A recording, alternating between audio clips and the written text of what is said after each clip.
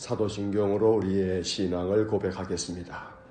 나는 전능하신 아버지 하나님 천지의 창조주를 믿습니다. 나는 그의 유일하신 아들 우리 주 예수 그리스도를 믿습니다.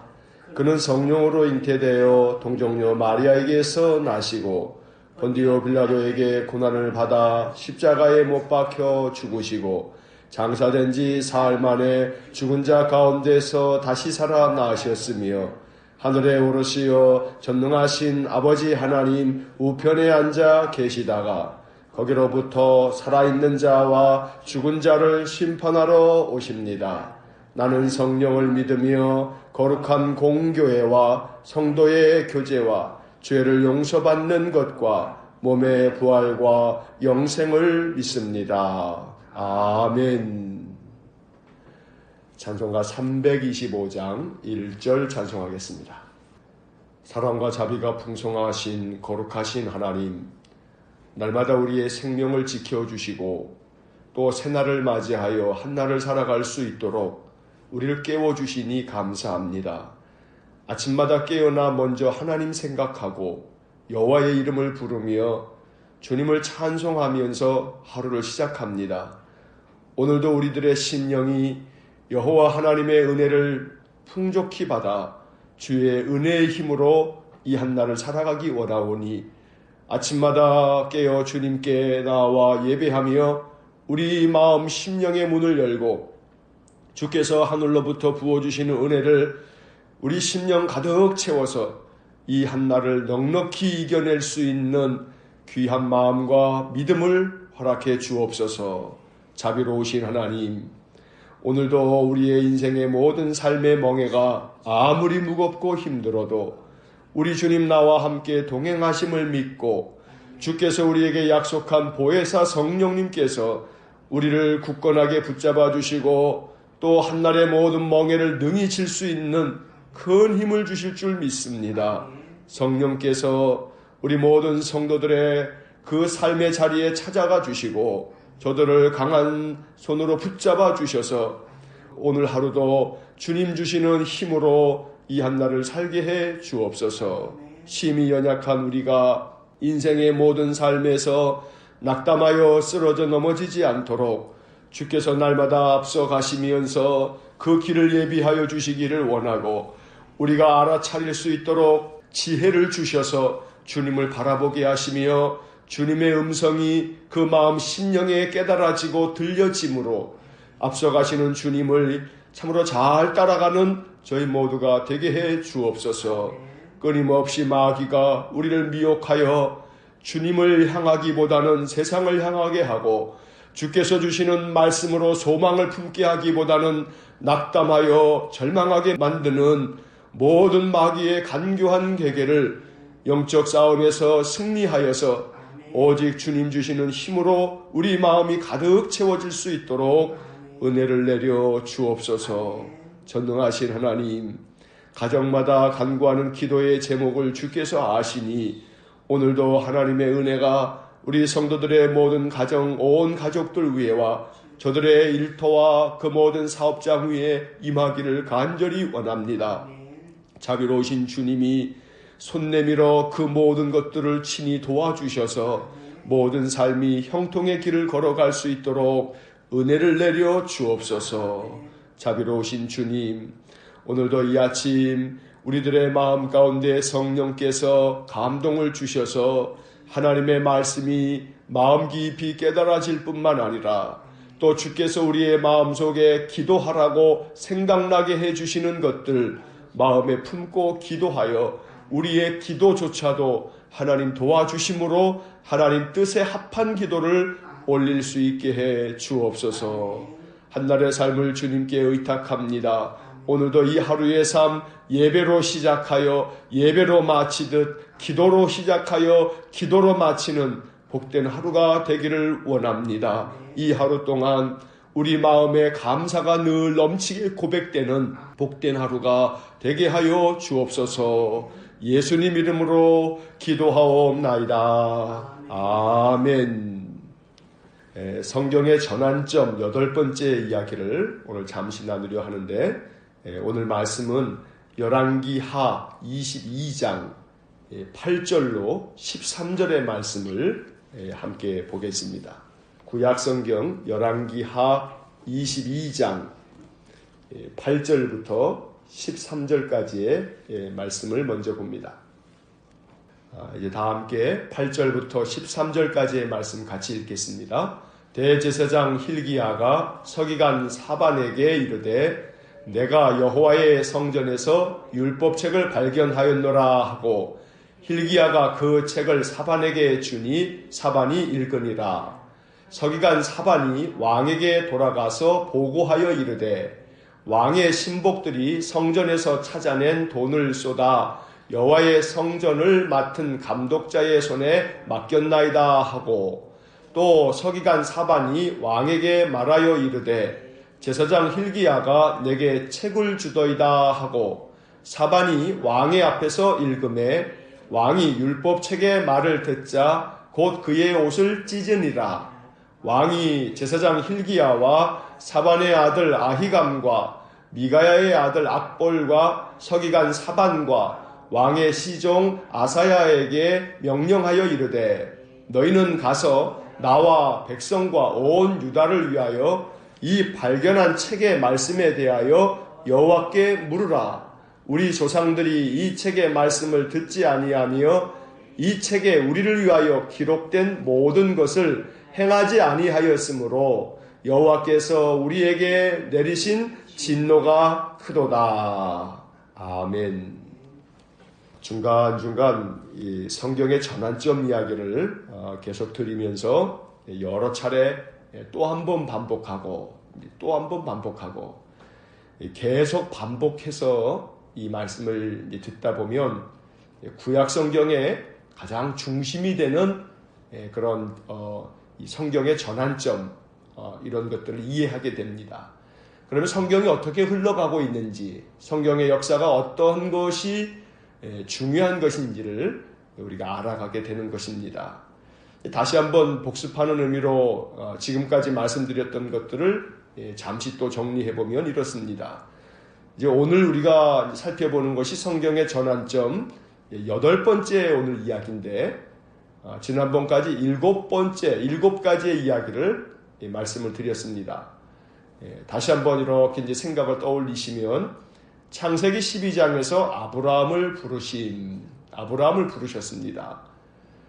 그 11장에서 바벨탑 사건이 있었고 창세기 6장부터 9장까지 그 앞에는 노아의 이 홍수 사건도 있었고 그래서 하나님이 번번이 세상을 심판하시고 또 바벨탑으로 다 흩어버리시면서 도무지 구원받을 인간이 없었는데 하나님이 인간의 구원을 포기하지 않으시고 다시 한 사람을 주목해서 택하신 사람, 아브라함입니다.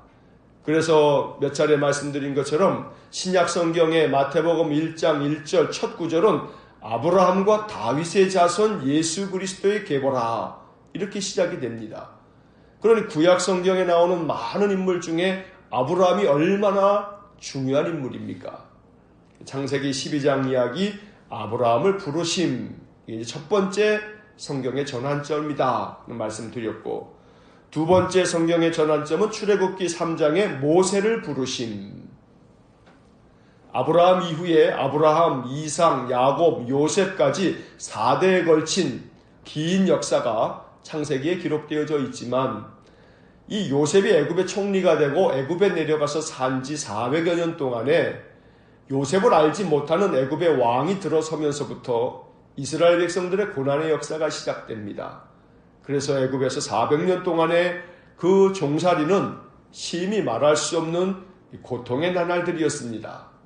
그 조상 아브라함에게 약속하신 가나안 땅에서 살아야 될 백성이 애굽 땅에서 400년간 종살이하면서 고통을 겪으면서 하나님께 부르짖자 하나님께서는 모세를 부르셔서 그를 통해서 이스라엘 백성들을 출애굽할 수 있도록 인도해 주셨습니다.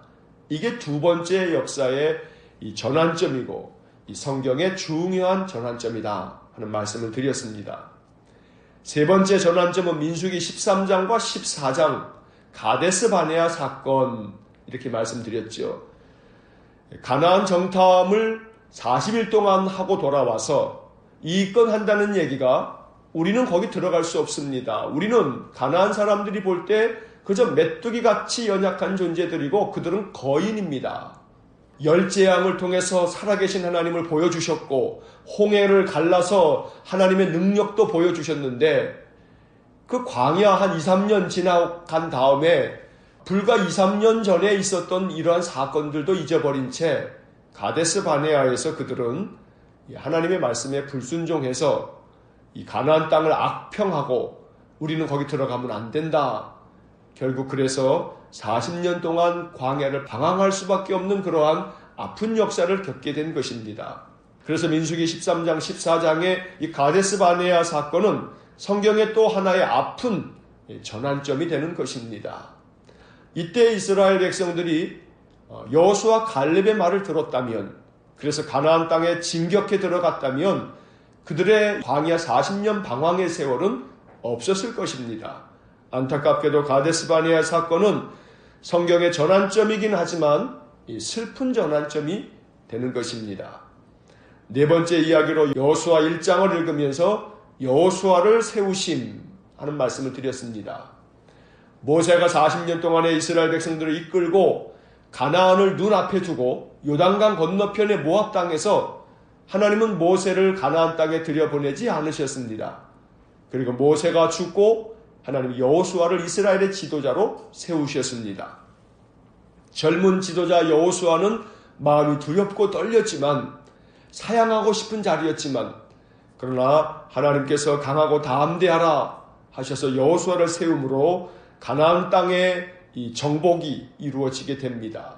그래서 가나안을 정복하고 가나안의 모든 악한 가나안 족속들 다 몰아내고 그리고 12지파에게 땅을 분배함으로 가나안 땅에서의 삶이 시작되는 것입니다. 그래서 여호수아 1장이 네 번째 성경의 전환점으로 여호수아를 세우심. 자, 다섯 번째 이야기로 이 여호수아 이후에 사사시대가 400여 년 지나가고 난 후 이스라엘 백성들은 우리에게도 왕을 주십시오. 하나님은 그 왕을 세우는 것을 원치 않으셨지만 하도 이스라엘 백성들이 우리에게도 왕을 달라고 하자 하나님은 이스라엘 백성들 가운데 겸손하고 겸손한 사람을 찾아서 왕으로 세웠습니다. 그가 첫 번째 왕이 됐던 사울 왕입니다.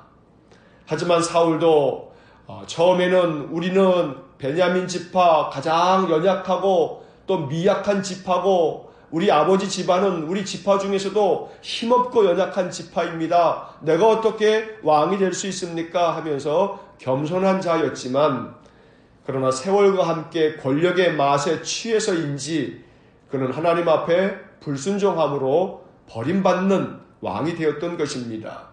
그래서 사무엘상 15장을 읽으면서 사울을 버리심. 아브라함도 부르셨고 모세도 부르셨고 여호수아도 세우셨지만 안타깝게도 다섯 번째 성경의 전환점은 사울을 버리심. 아말렉과의 전쟁에서 모든 것 다 진멸해라 했지만 양과 소 중에서 가장 좋은 것은 하나님께 제사하려고 남겼습니다. 이유는 참 좋습니다. 하나님께 제사하기 위해서 남겼다니 그 뜻이 또 갸륵합니다. 그러나 하나님은 그것조차도 용납하지 않으신 겁니다. 제사보다는 하나님 말씀 듣는 게 중요하다.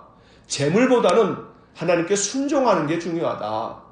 그래서 결국 하나님은 사울을 왕으로 세우신 것을 후회하시고 사울을 버리시고 이제 또 다른 사람을 왕으로 택합니다. 그가 우리가 잘 아는 이스라엘의 두 번째 왕인 다윗입니다. 그래서 여섯 번째 성경의 전환점으로 사무엘하 7장의 말씀을 읽었습니다. 일명 다윗 언약이라고 부르는 장입니다. 그래서 여섯 번째 사무엘하 7장은 다윗 언약, 하나님이 나단 선지자를 보내서 다윗에게 약속해 주십니다. 내가 너의 집을 견고하게 세우겠다. 너의 나라를 영원히 견고하게 세우겠다. 하나님이 다윗에게 약속하셨던 그 약속을 지키시기 위해서 하나님은 다윗이 어디로 가든지 이기게 하셨고 다윗이 왕의 자리에서 물러난 이후에도 다윗의 자손들이 계속 이어서 왕을 이어갈 수 있도록 하나님 은혜를 베푸셨습니다. 나라가 분열되고 난 이후에도 다윗의 자손들은 구테타에 의해서 끊임없이 왕조가 바뀌었던 북이스라엘과는 달리 다윗의 자손들이 세운 남왕국 유다는 20명의 왕이 계속 왕위를 이어갈 만큼 하나님께서 남유다 백성들에게는 은혜를 베푸셨습니다. 왜냐하면 다윗과의 약속 때문입니다. 그래서 사무엘하 7장의 이 다윗 언약은 하나님이 얼마나 약속에 신실하신 분인지를 우리에게 알려줍니다. 하나님은 약속을 지키시는 분입니다. 다윗과의 약속을 지키시려고 하나님은 남왕국 유다를 북이스라엘이 멸망당할 때에도 남유다를 지키고 또 지켰습니다. 이것이 성경의 전환점 6번째 이야기입니다. 그리고 지난번에 이제 7번째 이야기로 열왕기상 12장을 읽었습니다.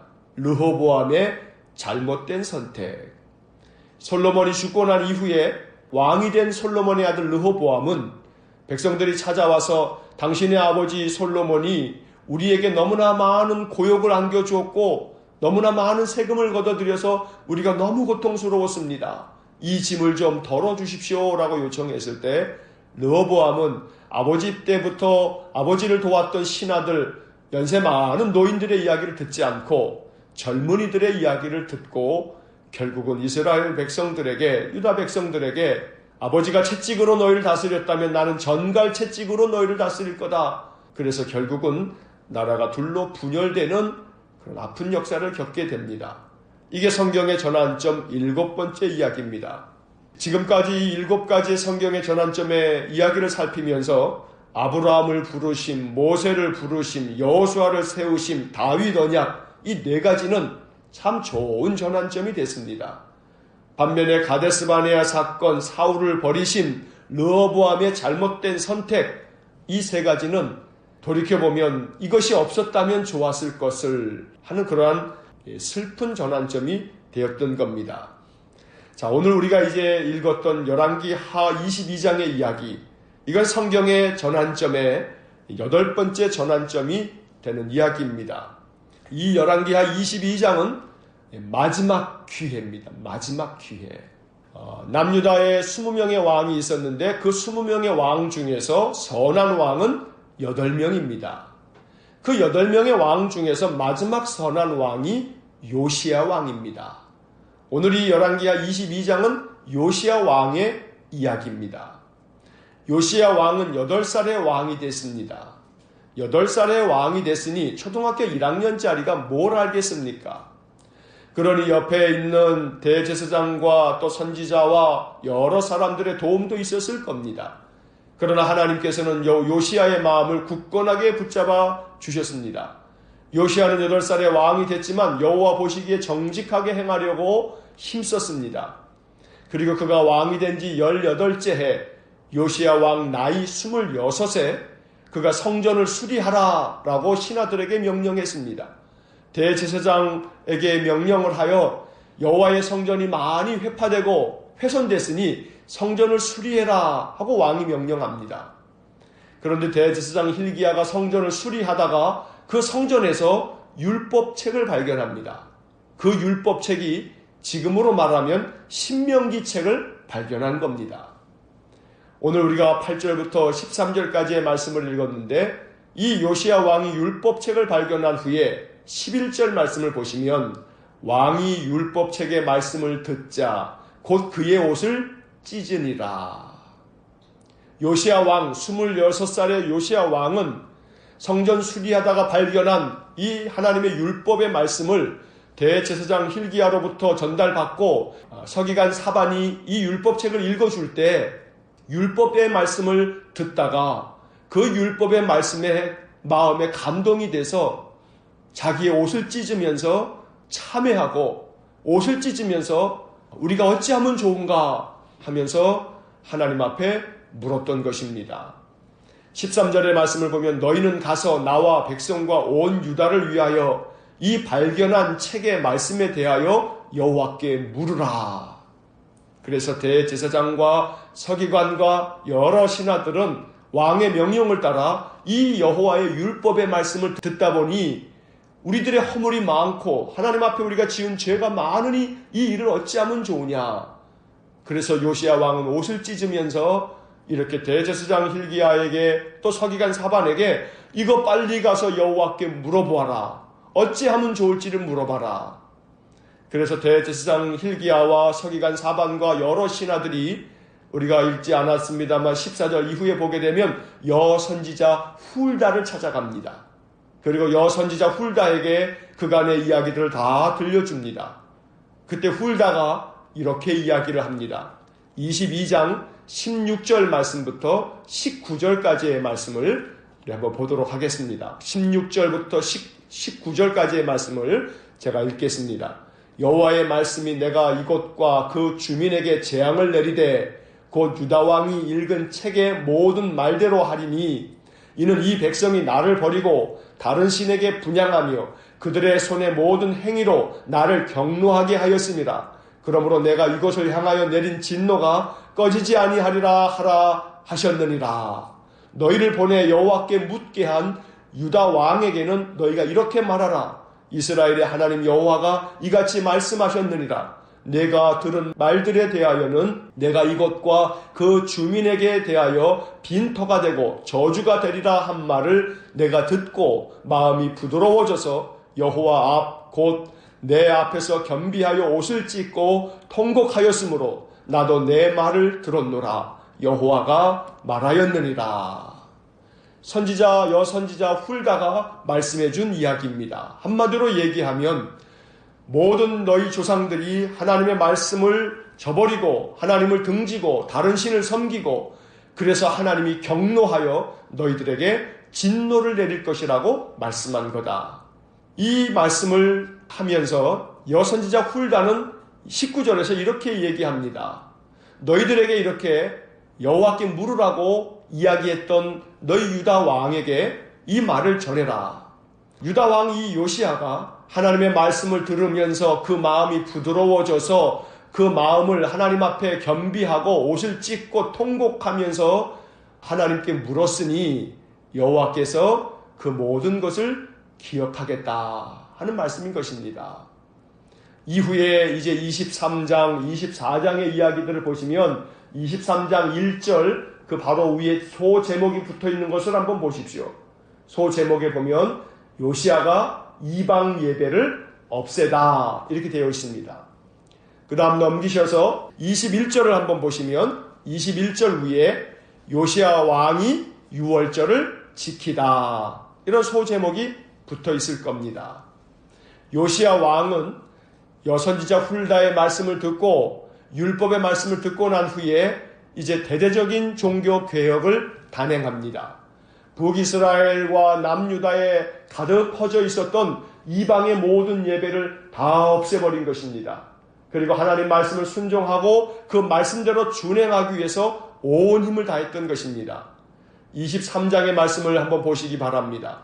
23장 3절 말씀입니다. 왕이 단 위에 서서 여호와 앞에서 언약을 세우되 마음을 다하고 뜻을 다하여 여호와께 순종하고 그의 계명과 법도와 율례를 지켜 이 책에 기록된 이 언약의 말씀을 이루게 하리라 하매 백성이 다 그 언약을 따르기로 하니라. 이것이 성경의 전환점 중에 대단히 중요한 마지막 기회입니다. 요시야 왕을 통해서 이 마지막 기회가 주어졌습니다. 온 유다 백성들은 지금 읽은 23장 3절 말씀처럼 여호와의 말씀대로 따르겠다고, 여호와의 말씀을 지켜 그 말씀대로 순종하겠다고 모든 백성들이 약속을 했습니다. 그래서 요시야 왕은 그동안에 있었던 자기 조상들이 세웠던 모든 이방의 신들을 다 제거해버리고 그리고 유월절을 회복시켜서 하나님께 전심으로 예배하는 삶을 살았던 것입니다. 23장 21절과 22절, 23절을 한번 보시겠습니다. 21절부터 읽겠습니다. 왕이 뭇 백성에게 명령하여 이르되 이 언약책에 기록된 대로 너희 하나님 여호와를 위하여 유월절을 지키라 하매 사사가 이스라엘을 다스리던 시대부터 이스라엘 여러 왕의 시대와 유다 여러 왕의 시대에 이렇게 유월절을 지킨 일이 없었더니 요시야 왕 18째 해에 예루살렘에서 여호와 앞에 이 유월절을 지켰더라. 한마디로 얘기하면 요시야 왕은 이방의 모든 우상들을 제거해버리고 하나님 앞에 온전한 예배를 드리며 예배를 회복했던 겁니다. 이것이 성경의 전환점, 역사의 전환점 중에 대단히 중요한 마지막 기회입니다. 요시야 왕의 이 지도하에 유다 백성들은 성전을 개혁하고 또 성전의 모든 악습을 다 제거하고 우상들을 다 제거하고 가장 중요한 예배를 회복했습니다. 유월절을 지키기로 했다는 이 말씀은 매우 중요한 말씀입니다.